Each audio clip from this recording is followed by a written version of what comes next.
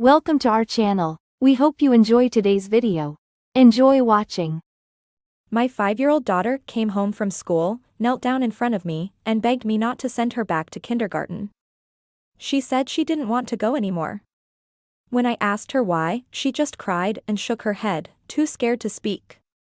I sensed something was wrong. I lifted her shirt and found her arms and body covered in small pinpricks. I was furious, took a photo, and posted it in the parents' chat group, demanding to know who had done this. Someone named Luz responded arrogantly, saying she had told her son to do it. She then sent 2 more photos, one of her wedding and another of me with my daughter and husband. She accused me of being a homewrecker and having an illegitimate child. The group of parents erupted in insults directed at me and my daughter. Even the teacher tagged Luz, saying, "Mateo did a great job." Luz sent a smug emoji and directly provoked me. I decided to take action and sent a message to my company's legal team, preparing for a divorce settlement and ensuring my husband gets nothing. I also demanded they investigate the incident at the kindergarten and make those responsible pay dearly. When I arrived at the kindergarten with my daughter, I saw Luz standing outside with other parents. Luz was praised by the other mothers, who said they were there to support her because her husband is the CEO of Grupo Mendez. They insulted me, calling me a homewrecker from a lower class. The teacher approached me, saying she had been instructed by the director to inform me that my daughter was expelled immediately. I was outraged, asking why they were expelling my daughter instead of seeking justice for her. The teacher replied indifferently that the kindergarten is for elite children from wealthy families and that my daughter would damage their reputation. Luz approached me, furious, and slapped me in the face, calling me a homewrecker. The other parents began mocking me, and some even took photos and videos while spitting at me. They ripped off my $1 million coat, which I then threw away. I turned to face Luz directly, confronting her about telling her son to intimidate my daughter and now slapping me in public. I asked her who gave her the audacity to act so lawlessly. Luz responded with arrogance, saying it was right for a wife to slap a mistress. She claimed that as the wife of the CEO of Grupo Mendez, hitting me and my daughter meant nothing. She even suggested she could take our lives without consequences. The other parents quickly joined Luz's chorus, saying if I hadn't been a mistress, Luz wouldn't have hit me. They called me a homewrecker and said I deserved it for not keeping my head down and instead provoking them.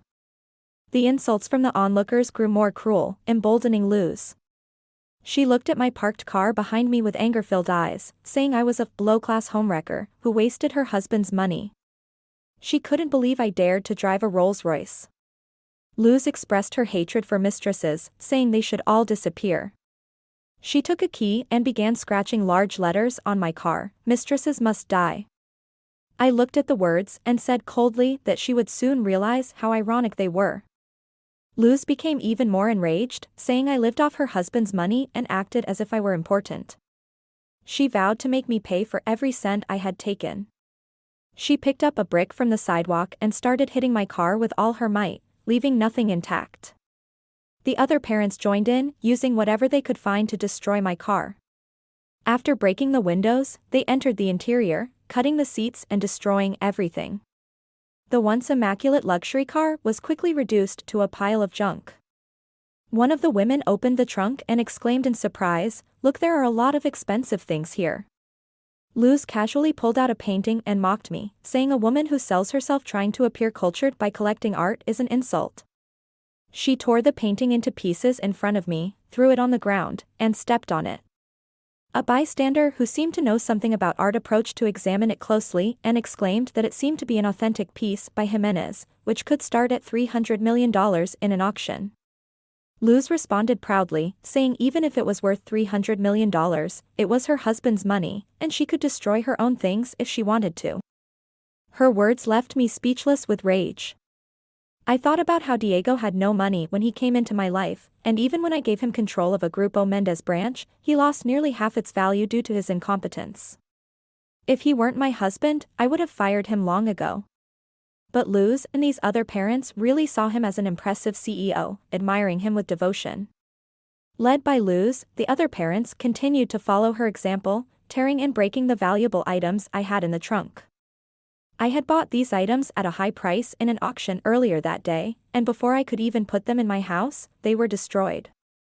Watching these out-of-control lunatics, I calmly pulled out my phone. I asked why no one had arrived yet and needed them to be in front of me within 5 minutes. Before I could get a response, one of the parents snatched my phone and smashed it on the ground, trying to prevent me from seeking help. They mocked me, saying I was pretending to be important and must be calling one of my clients to put on a show. The parents laughed even louder, openly ridiculing me. I looked at my broken phone on the ground and said coldly, "I hope you all continue laughing so hard in a few minutes." Then I turned to the teacher and asked if she knew my daughter was being bullied at school. The teacher looked at me with disdain and said that a bastard child of a useless mistress was nothing but trash. She claimed Mateo was just taking out the trash.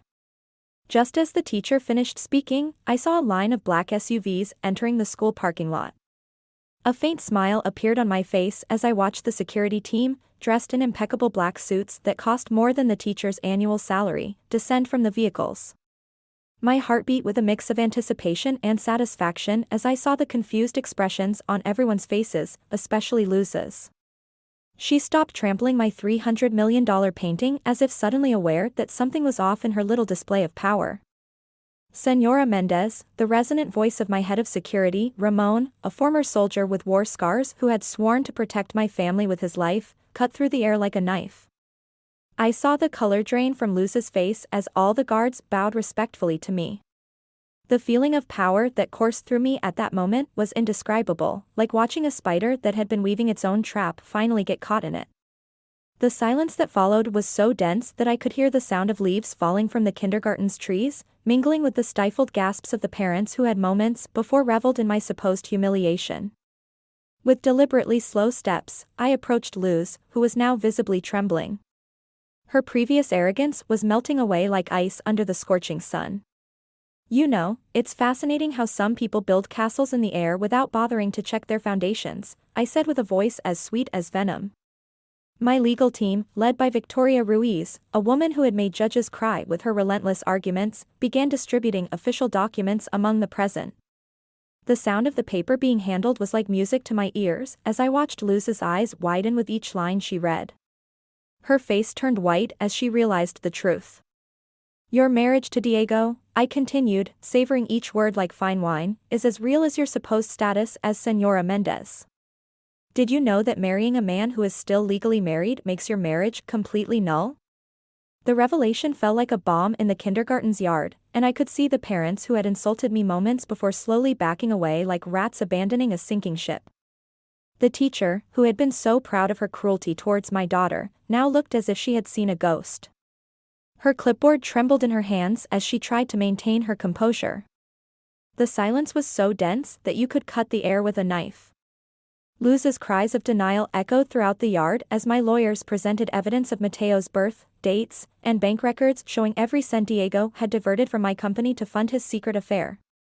The anger on her face transformed into terror as I explained that every cent she had spent, every luxury she had enjoyed, was built on lies and deceit.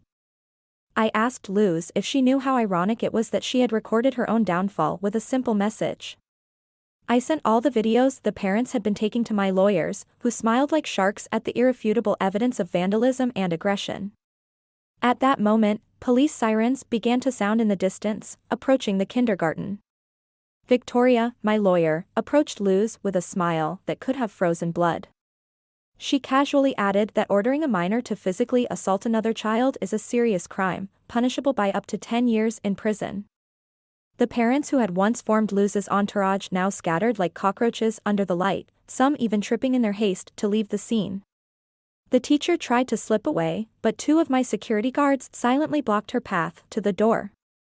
The director arrived running into the yard, her sweaty face betraying that she had seen the chaos from her window but hadn't dared to intervene until confirming who held the real power. With a calm I didn't know I possessed, I turned to the director and pronounced the words I had been savoring as the new owner of this kindergarten. I told her that her services were no longer needed. Her eyes widened like plates when my lawyers showed her the purchase documents I had signed that morning. I had bought the kindergarten for a fraction of its real value, taking advantage of the hidden debts my financial team had uncovered. I added that the entire board would be replaced. We couldn't have people who allowed child abuse in an educational institution. As the police handcuffed Luz, who was screaming hysterically about her rights and supposed social status, I knelt down to my daughter's level. Her small arms wrapped around my neck, and I could feel her body stop trembling for the first time since she had come home that day. "Mommy," she whispered in my ear, "I don't have to be afraid anymore." Tears threatened to spill from my eyes, but I held them back. I kissed her forehead and promised that from now on, she would be the only star that mattered in this kindergarten. The police practically had to drag Luz to the patrol car as she continued to shout desperate threats. Diego rushed into the kindergarten just as the police were putting Luz in the car. His normally well-groomed face, designed to maintain his successful facade, was disheveled by panic. He stopped abruptly when he saw me, and I could see the exact moment he realized his little show was over. I began to speak, but raised my hand to silence him with a gesture. My security team surrounded him while Victoria approached with another set of documents. I announced with a smile that could have frozen hell that these were the divorce papers and the act of his immediate dismissal from Grupo Mendez. All his accounts had been frozen due to corporate embezzlement. Diego's face contorted into a desperate grimace as Victoria began to enumerate every cent he had diverted to maintain his double life. Not only had he lost his job, she continued with surgical precision, but he would also face criminal charges for corporate fraud. She hoped that the 15 to 20 years in prison would give him time to reflect on his decisions. The remaining parents watched the scene with a mix of horror and fascination, like spectators unable to look away from a car accident. My little Emily clung tighter to my hand, and I felt a wave of fierce maternal protection. "Take him away," I ordered, and my guards escorted Diego to another police car, his previous arrogance completely destroyed. That night, sitting in my office at home while Emily slept peacefully for the first time in weeks, I reviewed the reports pouring in. The police had found messages on Luz's phone where she planned with Diego ways to take over my companies, believing naively that he was the true owner. The media began reporting the scandal, but my lawyers had already prepared a statement portraying me as the victim of an elaborate fraud, thus protecting the company's reputation. Victoria informed me that Luz's bail had been denied due to the severity of the child abuse charges, and Mateo was now under the custody of social services. With a glass of red wine in my hand, a Chateau Latour 1982 I had been saving for a special occasion, I contemplated the documents in front of me. The kindergarten would be completely renovated during the summer with a new administrative and teaching staff specializing in inclusive education and bullying prevention. The parents who had participated in the vandalism and aggression faced civil lawsuits that would leave them bankrupt. I smiled thinking about how their high society lives would crumble when they had to sell their luxury homes and cars to pay for the damages. Karma, after all, could be a very elegant dog. The sound of small footsteps pulled me out of my thoughts. Emily was at the door of my office, hugging her favorite stuffed animal. "Mommy, I had a nightmare," she whispered. I sat her on my lap, inhaling the sweet strawberry shampoo scent of her hair. "You know something, my love," I said softly while stroking her back, "nightmares can't hurt you when you're awake, and I'll always be here to protect you." As I gently rocked her, my phone vibrated with a message from Victoria. The judge had signed a permanent restraining order against Luz and Diego. They could never approach us again. Emily snuggled closer, and I felt her breathing become more tranquil and regular. In that moment, I knew I had done the right thing. A month later, the kindergarten was unrecognizable. The gray walls had been replaced by colorful murals, and the sound of children's laughter filled the corridors.